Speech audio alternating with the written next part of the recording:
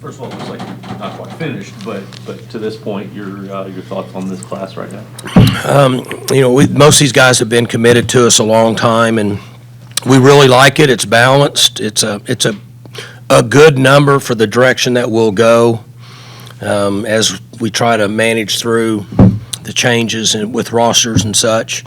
15 was a number we feel like will be fairly close to what it needs to be. This is obviously the first signing. There'll be another one. There won't be a signing, but portals moving forward as we get into the latter part of January. And then again, it could change again with the portal window in the spring. But this will be the majority of it, be pretty close for the direction that we're going. You've always had a lot of success by being able to get in kids that you think are going to fit here, and then you can develop them. Mm-hmm. Is it becoming more difficult to do that because of the portal and the other things that are impacting? No, we've actually been really good at it. We did it again in the portal this year, which we've talked about that. I think we did as good of a job as anybody in the country, taking players that we felt like could fit and really help us in offense or defense.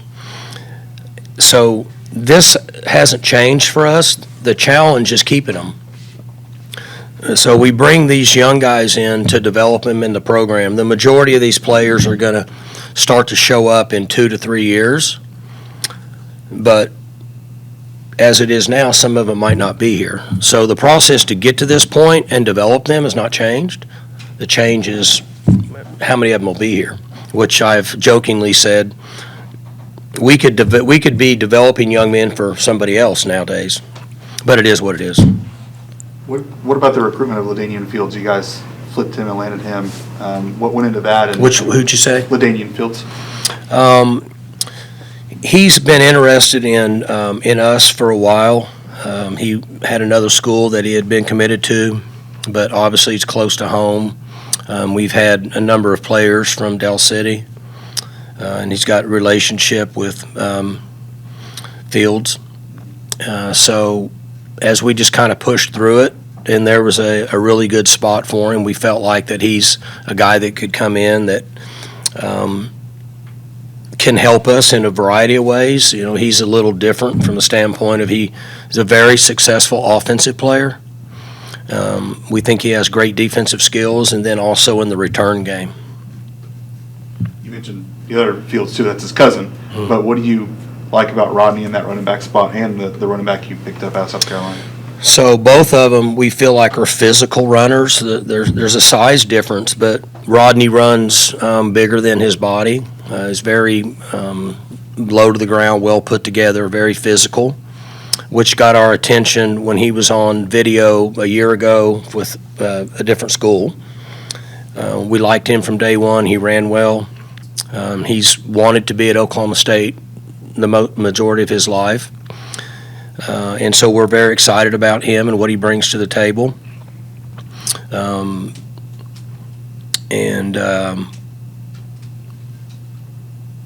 It's good. Jaden is bigger, obviously from much further away. But we really like him. Met him for the first time just a week ago when he came in on a visit with his mom. And he's a potential 245-pound back. He's just kind of scratching the surface. He changed schools. Originally, he was at a really smaller school, so we feel like that he hasn't developed his body anywhere near what it's going to be 2 years from now. So we really like what he brings to the table with some of the things that we're doing, rushing the ball. As you know, our backs, all backs do, but like all of this over the last 2 months has taken a lot of hits. And so the physicality that he brings to the table, and then obviously with Rodney, he gives us some of that, but a little bit more side to side. How does a 6'2", 225-pound running back go under the radar as long as Jaden did? Is that the portal that's kind of cutting off some of those high school kids, or why do you think he was under the radar? I think the portal affects all of these players. I mentioned this to you guys that this recruiting class, the last recruiting class and the one before that have all gotten caught up in the sixth-year super senior COVID and the portal. So there's going to be a number of players, in our opinion, that are out there that schools in geographic locations at times don't like guys that are close to them because they think there's somebody better somewhere else. That's our opinion. So we take a lot of players that are within a 3-hour drive that may not be recruited very highly because we try to give the local guys, for lack of a better term, really good hard looks. Because I think sometimes, and I'll kind of use the Todd Monken quote, coaches at times watch tape all the time. They don't like their own guys. They want other people because they see their players daily and they're coaching them and they see them make the mistakes and they're correcting them all the time, when in reality that's going on at every school. So he would often say coaches don't like their own guys. They always think the other team has other guys they want. So I think that the number of schools that are around the Columbia, South Carolina area, maybe that's what happened. Maybe they just thought we can go get players in other areas. We're not as high about him. Now, I'm going to guess that they evaluated him as being not fast enough. That would be the reason. You asked me why, because I don't know any other reason why. If you watch his highlights, and he's 229 pounds, is what he weighed when he was here a week ago. So he has a really, really big lower body.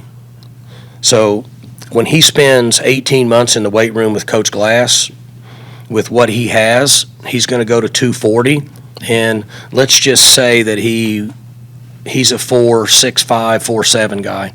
That's going to be he's going to drop 0.2 off his 40 because of the mass of body he has to develop.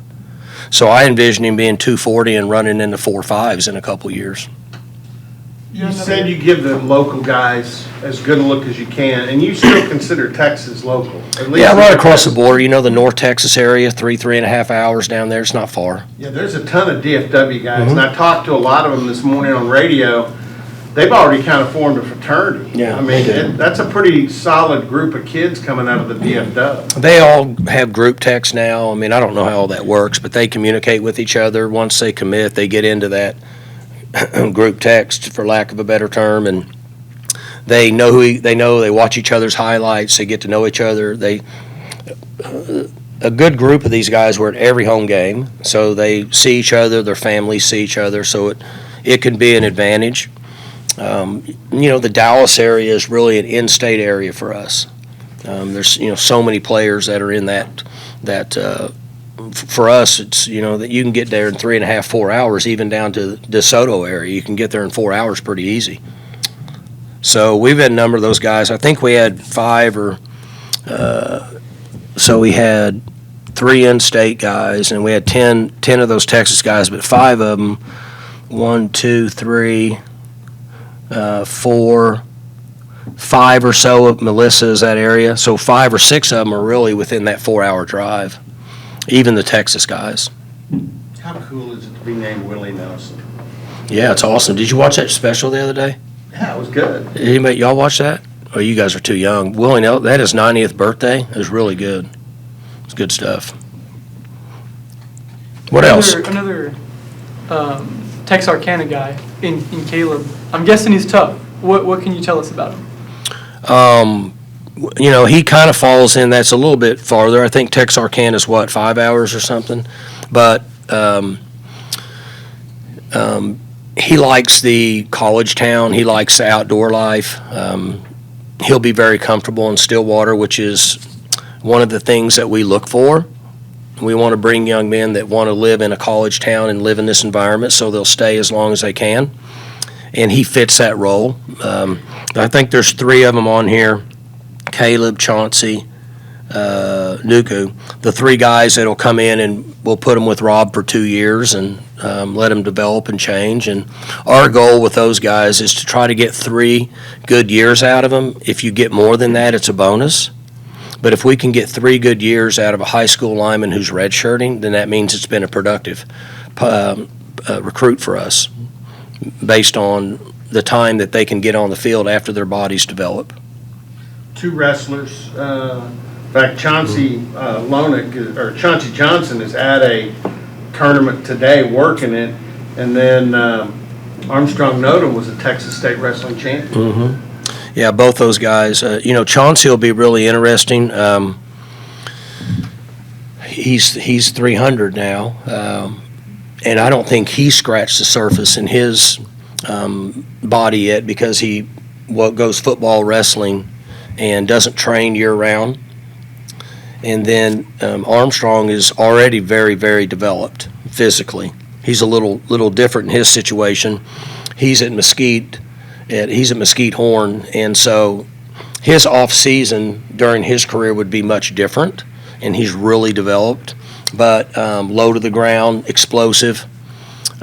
He reminds me of, and I just went blank on his name, the undersized defensive tackle we had that transferred in here from Missouri.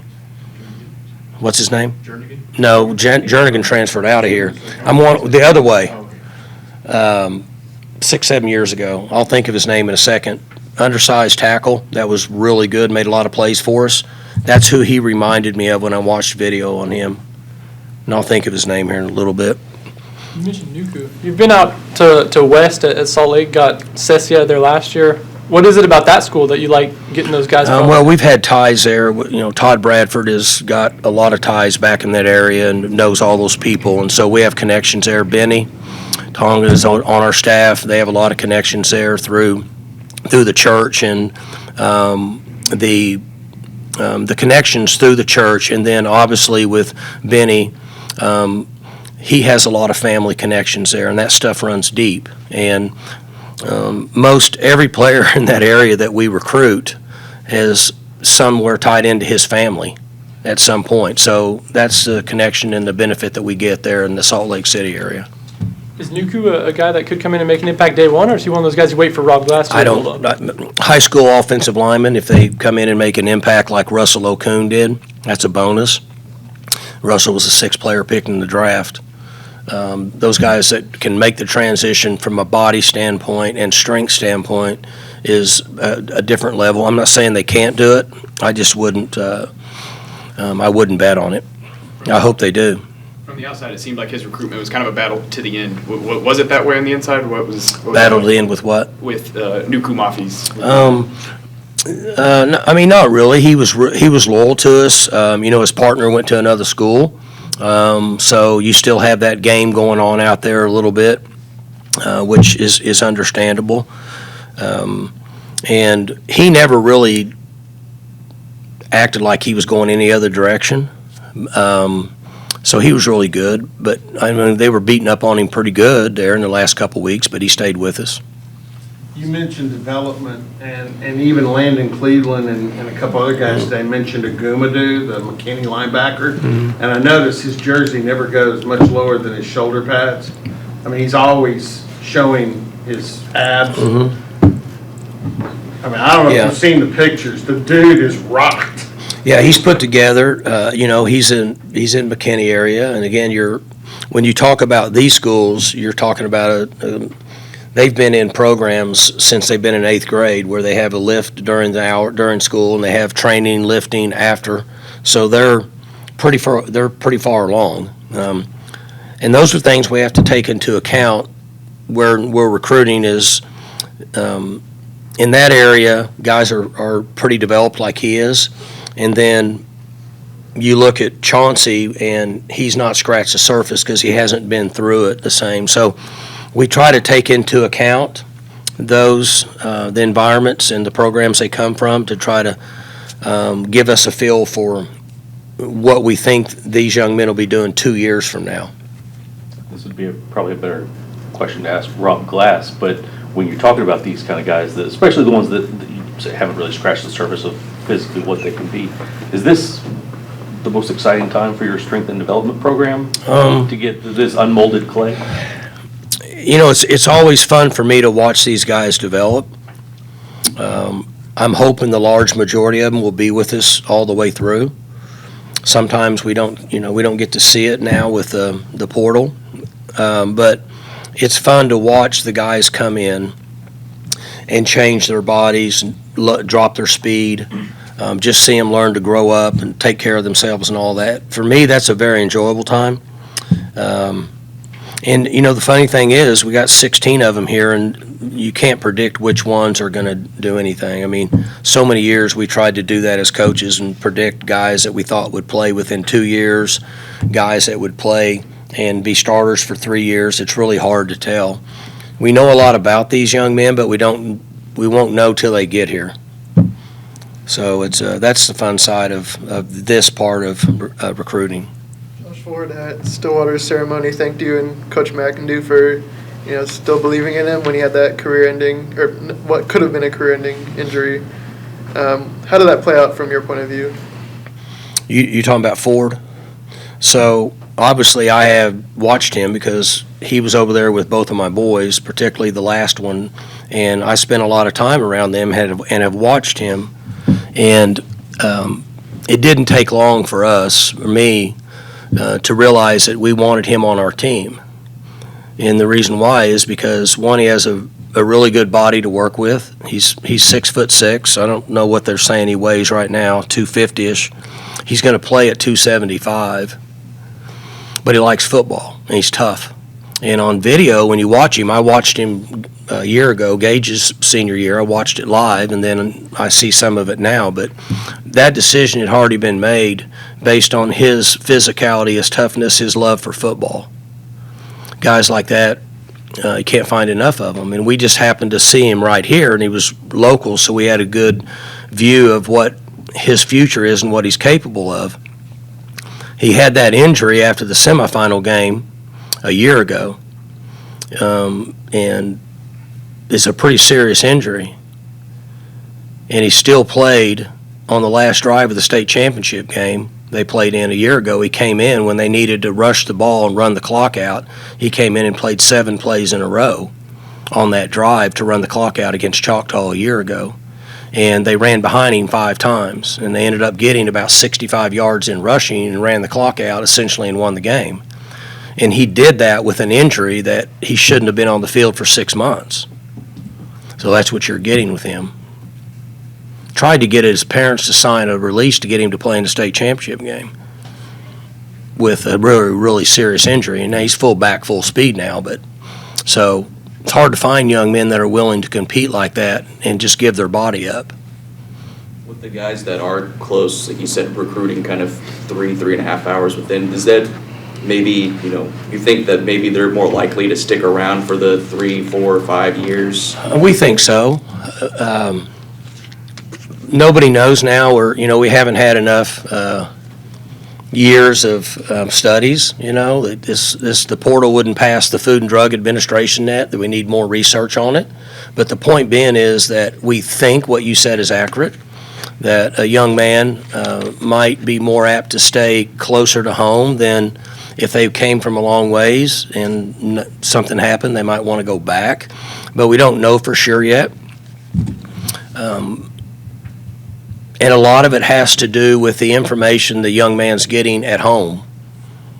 What is whoever he listens to, his parents or grandparents or coach, or what are they telling him? So 95% of these guys are going to get homesick, whether they're from Oklahoma City or they're from South Carolina.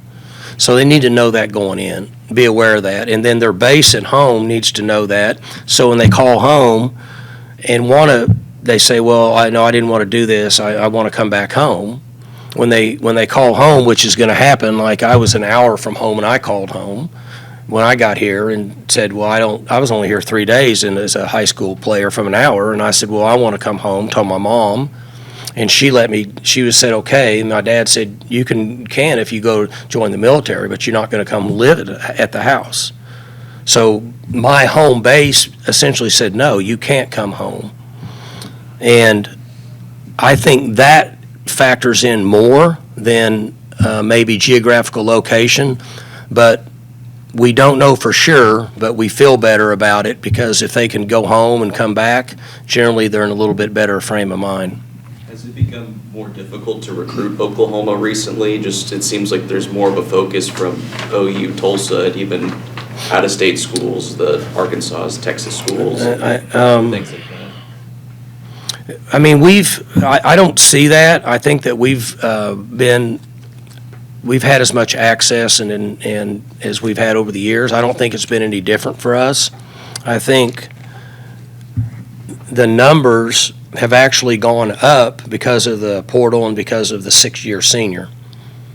So there's been more players that are available to recruit, in our opinion, because there's some schools that are leaning, like our numbers were about 15, we ended up with 16. Some schools are leaning towards 8 or 10 without counting portal replacements. So we're actually a little higher, in my opinion, than what other schools are, because most schools are trying to use the portal to subsidize what would be high school players in the past, and we're not really moving that direction yet.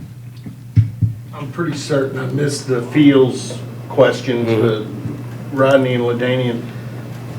Even though recruiting is different now, signing day is different, you did have an old-fashioned flip with LaDainian. And, I mean, I think he felt every bit of it the last 48 hours. So is it kind of fun every once in a while? Yeah, you don't see as many of them. The one thing that's different with, in my opinion, with this class, this signing class, most of these guys have been locked in for a long time and they don't flip. You would think it would be opposite, but it's not. We don't have, when we get closer to this day, a month out, 3 weeks out, 2 weeks out, 1 week out, we talk about, are there any guys on this list that could be an issue? And there's really not any. I'm not sure why this happens, but the number of flips late has gone down consistently. And I'm not sure why that is, but they pushed hard on him, which they should have, to keep him. They wanted him, and we were just we're closer, we have more connections there. His home base is surrounded by Oklahoma State people, so we're able to get communication to him without talking to him. And that's an advantage for us. If you have a champion, somebody somewhere in the house or in the school that can talk to players that's supposedly a neutral conversation, but they're not really neutral, they're swaying it towards your school, you have a real chance. And he and his cousin have been on the same team since Little League, 4 years old. And that played a huge role. The other school, it's the same deal. You can't take it personal. None of us can, because we had a trump card there that we were able to use. It's gone the other way. It's happened to us. I mean, we lost a trump card out in Salt Lake City for a reason that we don't have that card. And so it is what it is. You just got to do the best you can. Mike, you guys signed 9 on the defensive side. What can you kind of say about how Brian went about putting together his first class? Well, that's done. When we get back from the bowl, well, not now. We'll probably do it at the bowl site because of the portal.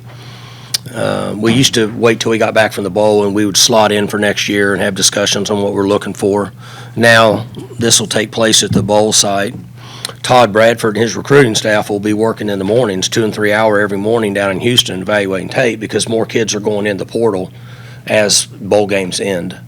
And so for that reason, these guys are all going to be projected at a certain position that we have based on the style of defense that we want to run. And that hasn't changed. That process is going the same direction. The challenge now is which ones do you replace with high school players and which ones do you replace with portal, which are more mature players. And what we've done is try to replace maturity with maturity. So like Nick Session is, I think he's in about his 3rd year here. So then we'll look for a safety that's in that same range from a maturity standpoint that, it's not personal against Nick, but when we have a portal guy, we look for a better player at the same position.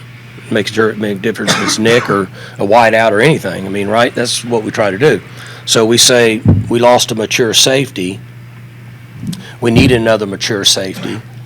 And then we have to decide he either has to be as good as the guy that left or better. Unless we have quite a few numbers at that position, then we will not bring one in unless we know he's better. Not to put too much of a comparison on a kid, but when I watched Tamarick Johnson's film, you could have told me I was watching Colin Oliver. Very similar, yeah. Is that where you kind of see that guy right now, at least? Depending on how he grows, he could stand up outside. He might move inside, depending on what he does in the weight room in 18 months. But what we like about him is he's active, he's a good tackler, and he can run, which we've had success taking 200, 205, 210-pound guys that will hit you and can run.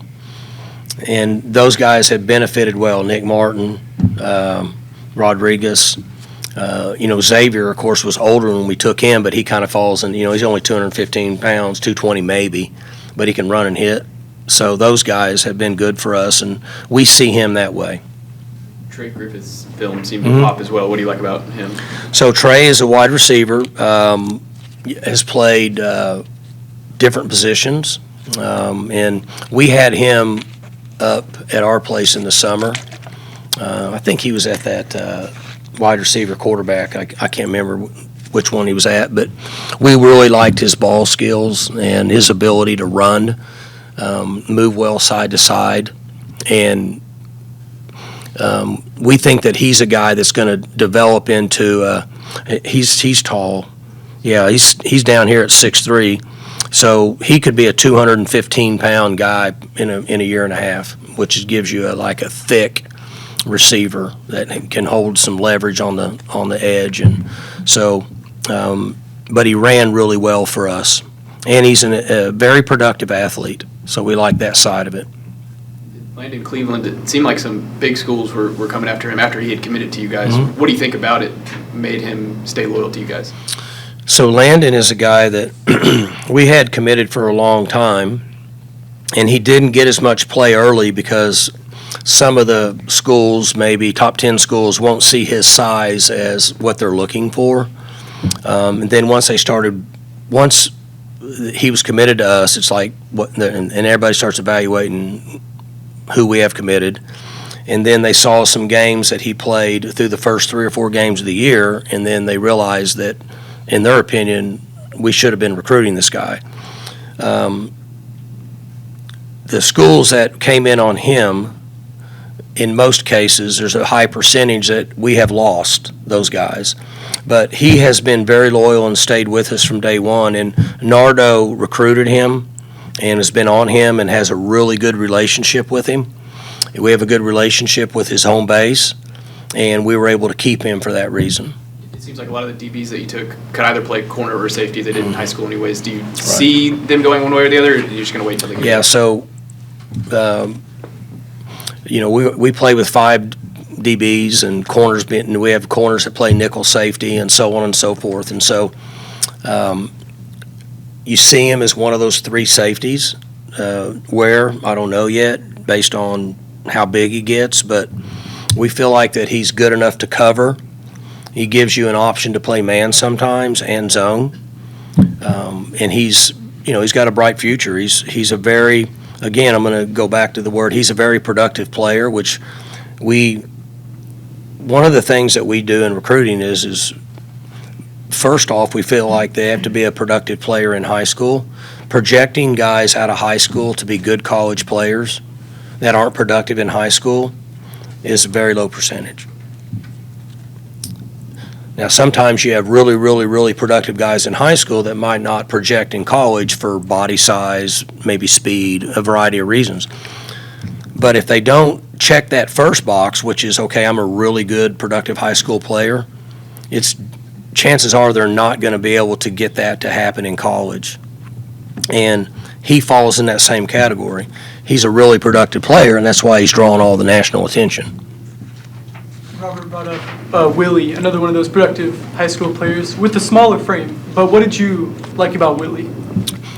I have a soft spot in my heart for East Texas kids, just based on the history that we've had, and go all the way back to Pettigrew. And those guys most of them raised blue collar, salt of the earth. They're tough.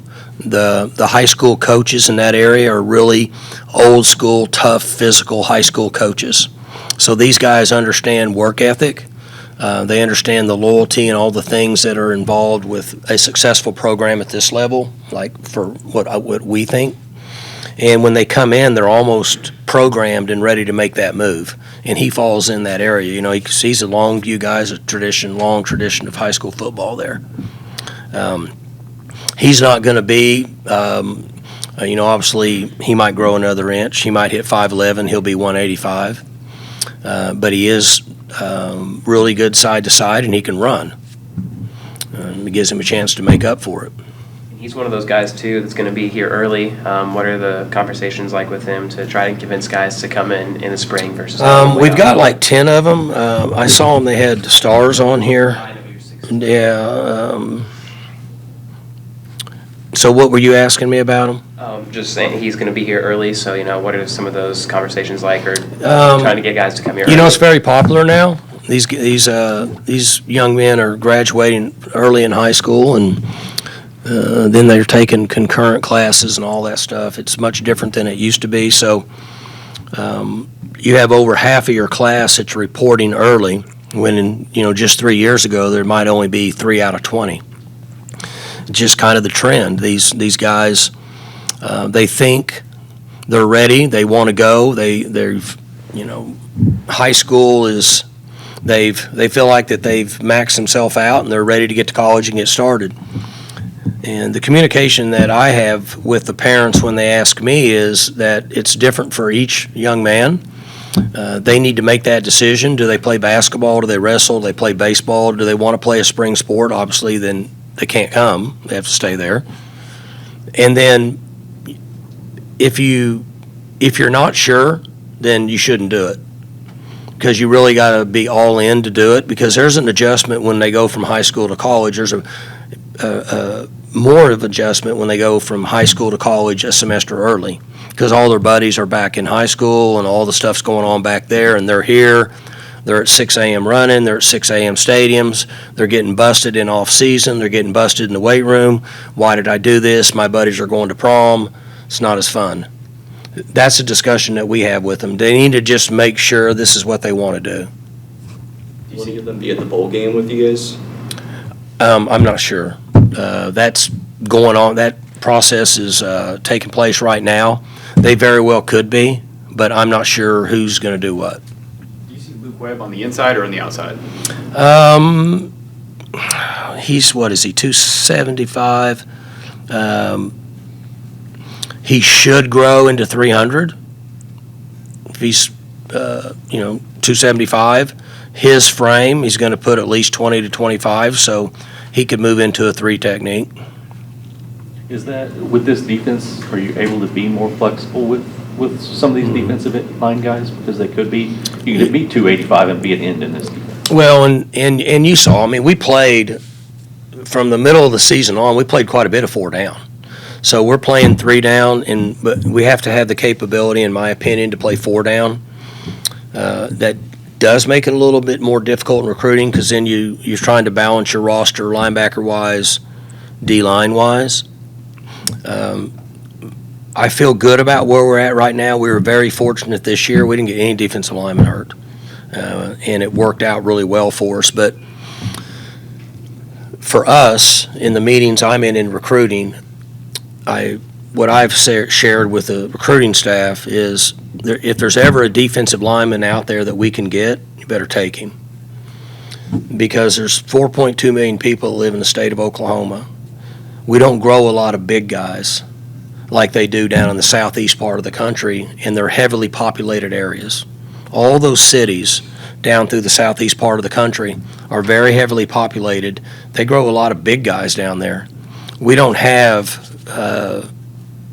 as many that are within a 3-hour drive as what they do. So if we can find one, we got to get our hands on them. We're going to get them no matter where they come from, because we just don't have as many of them in this area. Couple of things. One, I don't think you can talk about any of them, but your walk-on list is pretty impressive. Mm-hmm. There's some guys on there that you're like, wow. Sure. So how do you feel the way that's continued, and how important is that? Yeah, it's very important. We carry 35 walk-ons or something here.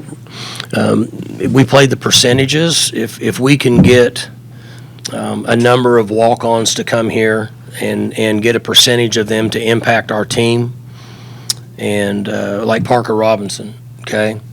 So he's played a lot of football this year and has impacted our team, and we have gotten him for free. So if you look at it from a business standpoint, you have to play the percentages.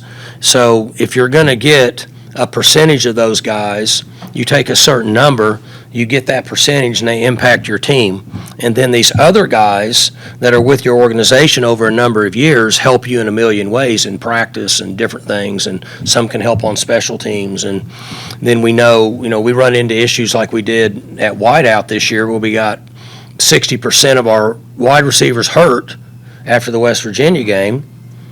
And then we built those numbers back up. Well, before we did that, we had to use some walk-ons that were ready to play if we needed them, but also they're able to help us in practice. If we don't have enough numbers, we can't practice, as you know. And we practice our ones and our twos and our threes. So, and we had some wideouts hit the portal here just recently, so now we've gotten, our numbers are down there, so we have to use some of those guys for that reason. But it's changed over the last few years because we're able to help these guys, some with a collective and NIL, and they get some advantages here, and it ends up being a pretty good situation for them to go to school, particularly in-state players, where your tuition is different. Now, we've had really good walk-ons from out of state. It's just a little more challenging at times, sometimes for the families financially to get them. But I feel good about it with where we're at, and it's definitely something that we have to push hard to continue to build this organization. Off recruiting, your team leaves in the morning for Houston. You put in your work here. How do you feel as you get ready to go to the bowl site about what you've gotten accomplished here? They've done really well. We've stayed healthy. We had some physical practices. We went against each other quite a bit. We did inside drill against each other to try to keep the physicality going. The team we're playing is very, very, very talented and very physical. In the last two games, we played the number one ranked defense in the Big 12, and now we're playing the number one ranked defense in the SEC. And so physicality is going to be a big part of this, portal or no portal or who's in or who's out, either way. We don't know or have an idea on a lot of schemes, so we practiced hard against each other, and we put a package together for Texas A&M that gives us a variety of ways we can go based on what we could potentially see in the game. So we'll fly down tomorrow and have a light practice. We'll go heavy the next day. We'll have a Wednesday practice the next day. Then we'll have a Thursday, and then a half a Wednesday, and then we'll have a Thursday, and that'll be it. Then 2 or 3 more on the bowl with Coach, then we'll wrap it up. In that last bowl game in Arizona last year, Ollie caught that touchdown on the 1 yard line, led the team in carries. Did he show you anything in that game? Ollie? Yeah. No, I don't know. He didn't rush for what? So, I don't think Ollie gave anybody in this organization or any of you guys any indication of what we had with him until after the third game of the year. He was we saw talent. That's why we changed our style of offense to what we did. But if we would have seen or known what we ended up having, if we had a Doak Walker winner, we would have done it earlier than that. We didn't see it now. Maybe we missed it, but the transition to put him back in the eye and let him run downhill is the reason that he was able to win the Doak Walker, and is the reason that we were able to have a good season is because of that move. After the bowl game, we didn't have any idea. On that Zoom earlier this month, you mentioned how you're kind of treating this practice window as like a spring practice where you're getting a lot of guys involved. Is there any thought of making the bowl game like that too, like a spring game where you get more guys involved than you would in the past? Some people are doing that. I saw where my good buddy Mike Loxley at Maryland, the head coach, I saw somebody had texted me an article where he's using it as, he called it a preseason game. Like an NFL preseason game. He's going to play multiple skill guys at different positions, I think even as quarterbacks. because his quarterback, I think, went to the draft. And he had used that term. I don't feel that way about it. Our practices are to benefit the long term of the organization, and then we'll be a little more specific down at the bowl for Texas A&M for what we think that we can see. But we're not gonna. I mean, we might play some other guys some, but we're not gonna wholesale NFL preseason game. I just don't. I'm not comfortable with that.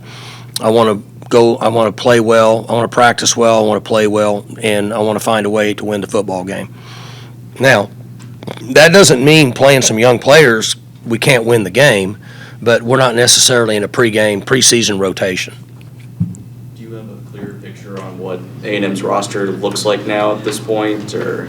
Well, other than what we know, just like you guys, from what's on paper. But I saw they had somebody sent me. They had a whiteout just leave a day or two ago, but I don't know if he's playing in the bowl or not. We just have what's left on paper. But it's no different than what you guys have. Anything else? Good. All right. Thanks, Mike. You guys.